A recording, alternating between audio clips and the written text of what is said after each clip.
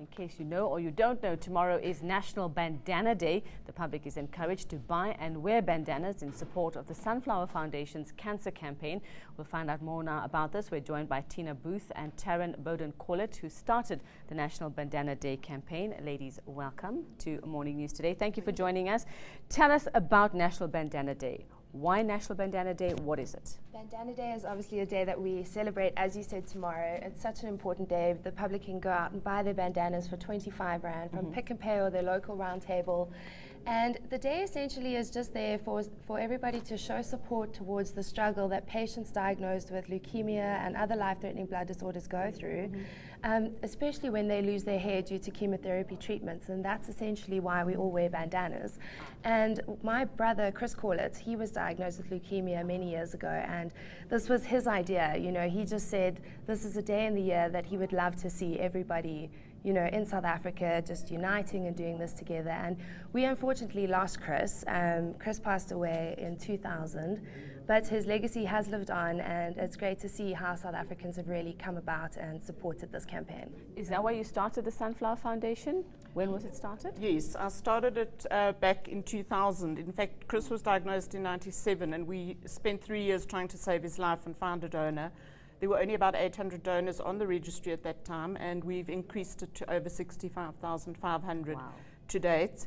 And we appealed to the public to register and become donors. They can call our toll-free number right now on 0800 12 10 82, and anybody in excellent health between 18 and 45 can register as a donor and save lives so that more people don't have to go through the pain of losing a loved one. And how wonderful that you've taken from your pain and turned it into something so positive.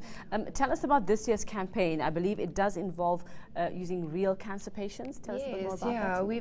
We've used patients from St. Joseph's Hospital, and well, we actually have patients every year that help us, but I think they really have a lot of fun and get involved. You know, it's not very often they get to go outside and have fun and play and just, yeah, it's been fantastic having them on the campaign, and the public have really bought into that too. You know, it's been really exciting. So it's a good day for them, a day out where they're still happy, still smiling, and that still keeps us going. Now, how else can the public get involved and just, you know, apart from Bandana Day, when they want to get involved with the foundation? Well, obviously the Bandana Day funds help us pay for the tissue typing tests, which are the blood tests that we need to take.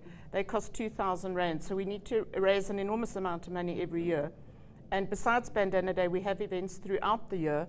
We've got a wonderful event happening at the Grand Beach Cafe in Cape Town next Thursday. We've got bikers rallies happening on Sunday in Gauteng and Western Cape. So if they visit our website on www.sunflowerfund.org.za, they can support any of our events. But most importantly, if they're between 18 and 45, really think about becoming a donor. Don't wait until somebody close to you is affected by this disease. Rather join, help us build a state asset. Now, how do you decide which patient gets helped with all of this money and support that comes in? How do you choose the patients? It's not a choice. It's a genetic match. If you had an identical twin, you'd have a perfect match. Obviously, most of us don't have an identical twin, so they first look within your family, and there's a 1 in 4 chance that one of your siblings could have inherited the same tissue type from both mom and dad. But for 75% of people, they won't have a matching sibling, and that's why they look on a database. And that is why it's so important that we recruit donors of all ethnic groups, because you're looking for somebody that is almost your identical twin. So the match for the patient depends on how many people we have on the database.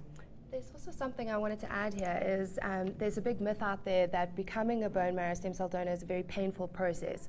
It involves drilling into your bones and lumbar punctures and things like that. And it's really not. It's not painful in any way. It's as simple as donating blood. All it takes initially to register is a call to the Sunflower Fund and 2 test tubes of blood. That's it to register. And then your results are put on the registry, and if you're found to be a match for somebody in the future, it could be 10 years' time, the registry will contact you and you'll donate your stem cells. And that's much like donating blood or platelets. And you never know who you could be helping. And you never know who you could help, and it is as simple as that. Get your bandanas. We can see lots of different ways to wear them, not necessarily on your head, as we can see mom and daughter wearing them here. Thank you so much, Tina Booth and Tarry Bodeen-Corlett. Good luck with your campaign tomorrow. We'll have more for you when we come back after the break. News that moves. eNCA.com.